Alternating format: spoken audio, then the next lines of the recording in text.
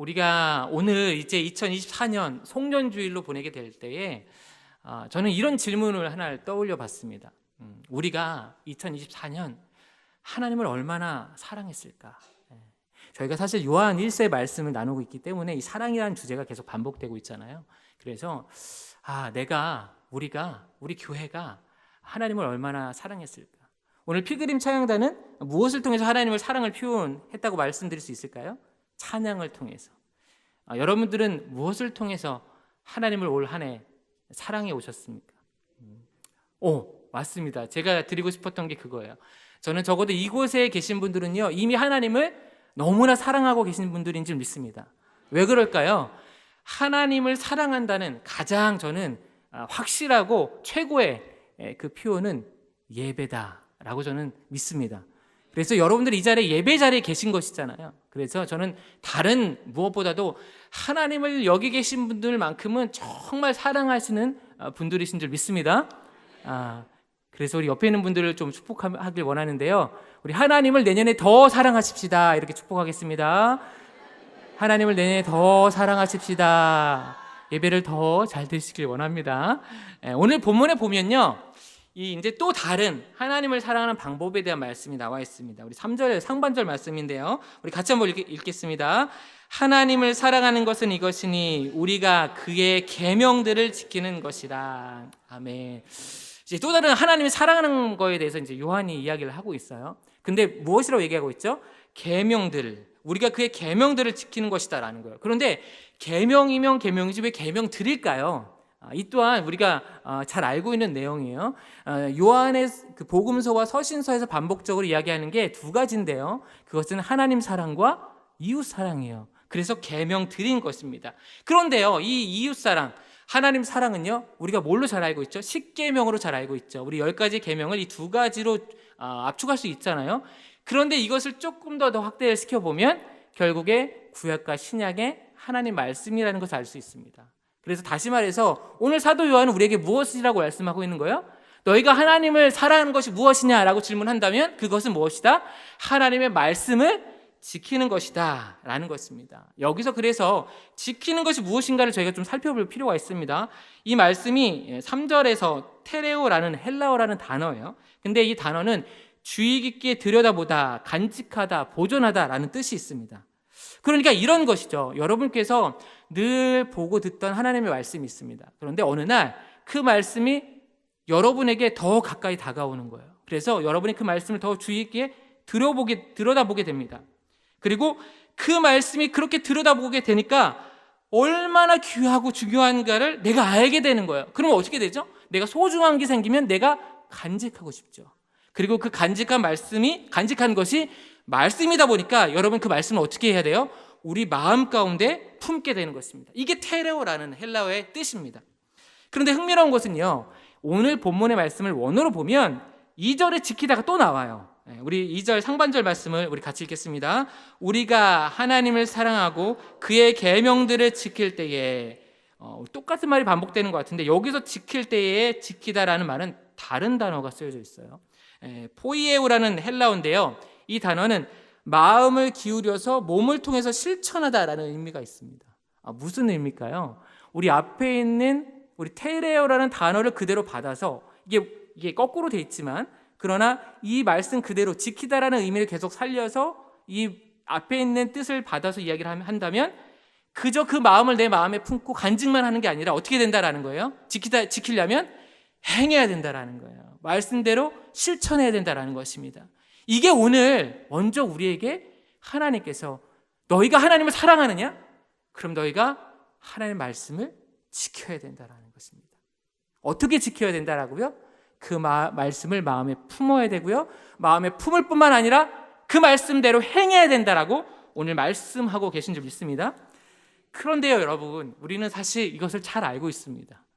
그래서 이 말씀대로 올해도 얼마나 많은 노력과 애를 쓰셨습니까? 그러나 쉽지 않습니다. 그래서 우리는 이 말씀을 어떻게 생각해요? 무겁다라고 생각합니다. 힘들다라고 생각합니다. 그래서 오늘 하반절에 그렇지 않아도 요한이 이렇게 이야기하고 있어요. 그의 계명들은 무거운 것이 아니로다라고 이야기하고 있습니다.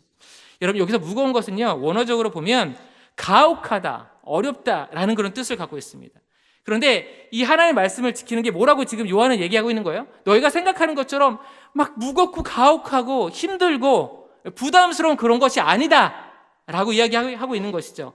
그런데 유대인들은요, 이 말씀을 들을 때 또 다른 성경에 있는 말씀을 떠올렸다라는 거예요. 신명기 30장 11절부터 14절 말씀을 좀 요약해서 좀 발췌한 말씀인데요, 제가 읽겠습니다. 내가 오늘 내게 명령한 이 명령은 내게 어려운 것도 아니요 먼 것도 아니라 하늘에 있는 것이 아니니 이것이 바다 밖에 있는 것이 아니니 오직 그 말씀이 내게 매우 가까워서 내 입에 있으며 내 마음에 있은즉 내가 이를 행할 수 있느니라. 아멘. 이미 이 말씀을 받는 이 요한일서를 수신하는 자들은 이 말씀을 알고 있었어요. 그런데 이 요한의 오늘 이 본문의 말씀을 통해서 이 말씀이 다시 떠올랐다라는 거예요. 생각해 보니까 그러네. 우리가 이 말씀을 그래 지켜야 되는 걸 알고 있어. 그대로 행해야 되는 거 알고 있어. 그런데 이게 너무나 힘들어. 그렇지만 하나님께서 우리에게 주신 말씀이 있지, 이 말씀은 어려운 것도 아니야. 멀리 있는 것도 아니야. 저 하늘 높이 있어서 우리가 도저히 닿을 수 없는 그런 말씀이 아니야. 그리고 바다 밖에 있다는 얘기는 우리 삶에, 우리 실생활에 전혀 상관없는 그런 말씀이 아니다라는 것입니다. 얼마만큼 가까이 있다고 말씀하고 있어요? 매우 가까이 있는데 얼마만큼요? 내 입에 있다라는 거예요. 우리 입에 다 이 하나님의 말씀이 있다라는 것입니다. 근데 뿐만 아니라 입에 있는 것뿐만 아니라 그 말씀이 어디 있다고요? 내 안에 들어와서 내 마음에 있다라는 거예요. 여러분 믿으십니까? 네. 그렇다면 이 말씀이 우리에게 더 이상 무거운 것이 아니다라는 거예요. 여러분, 이 말씀을 조금 더 우리가 다른 성경을 생각하면서 이 말씀을 적용해 본다면 이 말씀이 우리에게 어떻게 있다라는 거예요? 우리 안에 이미 들어와 있고 우리도 그 안에 거하고 있다라고 오늘 요한은 이야기하고 있는 거예요. 좀 더 풀어서 얘기를 한다면, 여러분, 하나님께서는요, 우리가 하나님 말씀대로 살아갈 수 있는 그런 이미 능력과 모든 환경과 모든 것들을 다 예비해 두셨다라는 거예요. 조금 더 쉽게 말씀드리면, 우리가 하나님의 말씀대로 살아갈 때 살아가고자 애쓰고 노력하는 바도 있지만 이미 하나님께서는 저절로 이 말씀대로 행할 수 있는 그런 능력과 힘과 환경과 모든 것을 우리에게 허락해 주셨다라는 것입니다. 그것을 또 다른 성경에서 어떻게 표현하고 있을까요? 그것은 요한복음 15장 5절과 7절의 말씀입니다. 이 말씀 우리 같이 한번 읽겠습니다. 나는 포도나무요 너희는 가지라. 그가 내 안에 내가 그 안에 거하면 사람이 열매를 많이 맺나니 무엇이든지 원하는 대로 구하라. 그리하면 이루리라. 아멘. 여러분께서 잘 알고 계신 말씀이에요. 하나님의 말씀이 내 안에 있어요. 그리고 내가 하나님의 말씀 안에 거해요.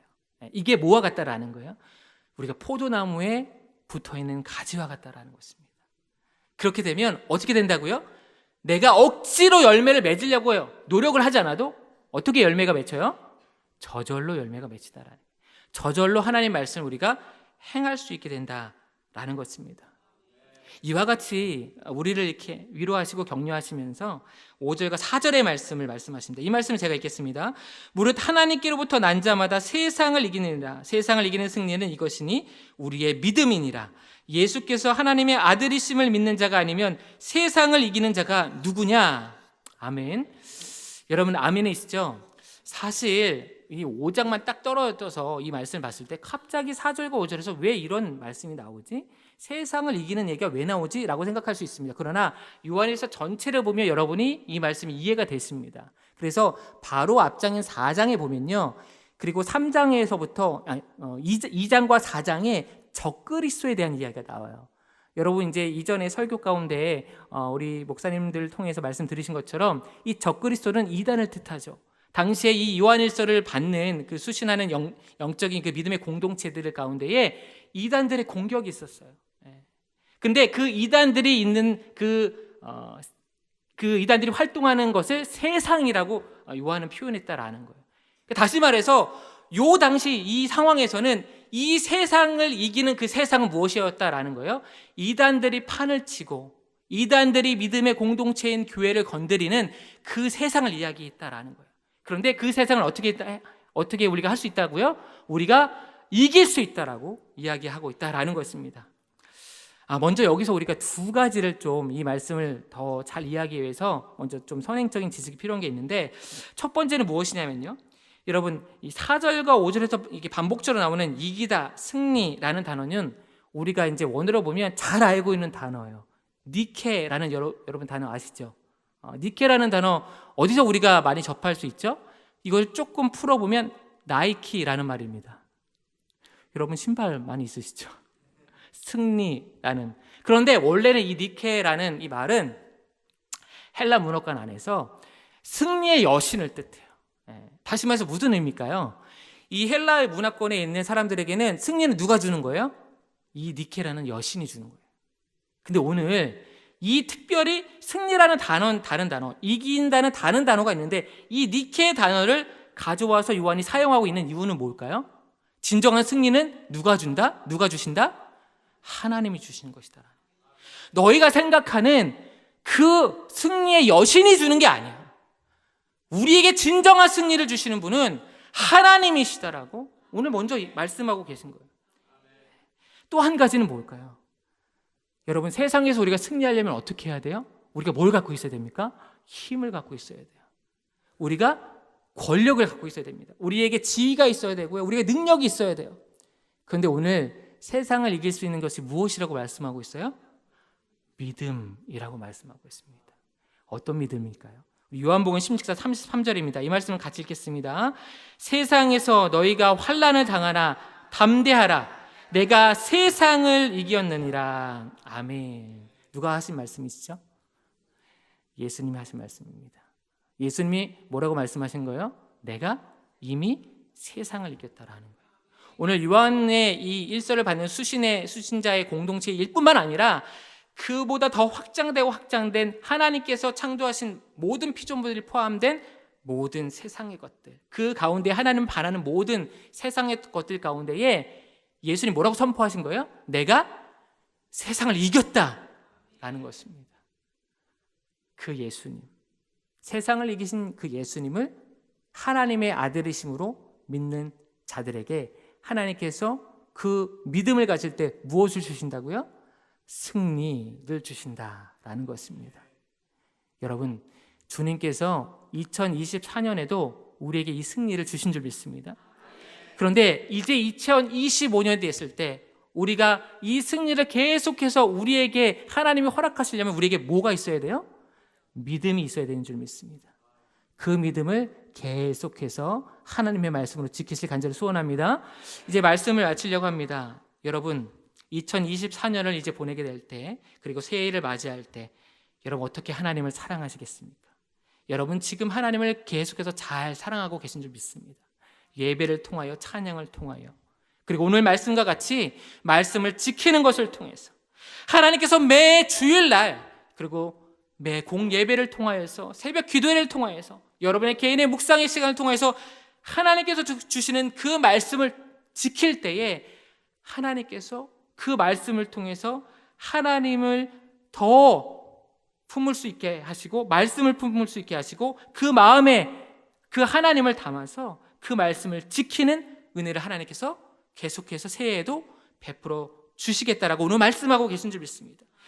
그러나 뿐만 아니라 그 주님께서는 그 말씀이신 그 예수님을 믿는 여러분에게, 그리고 이미 세상을 승리하신 그 예수님을 믿는 여러분에게 올해와 마찬가지로 내년에도 승리를 허락해 주시겠다고 말씀하고 계신 줄 믿습니다. 그러나 우리 주님께서 그렇게 이 땅을 살아가는 우리에게 그와 같은 복을 주시는 이유는 무엇일까요? 우리는 천국 백성이기 때문입니다. 우리는 이미 예수님으로 말미암아 구원을 소유한 받은 영생을 누리고 있는 천국 백성이기 때문인 줄 믿습니다. 오늘 그 마음과 그 믿음과 확신을 우리 가지시고 우리 13절 말씀을 읽으시면서 말씀 마치도록 하겠습니다. 같이 읽겠습니다.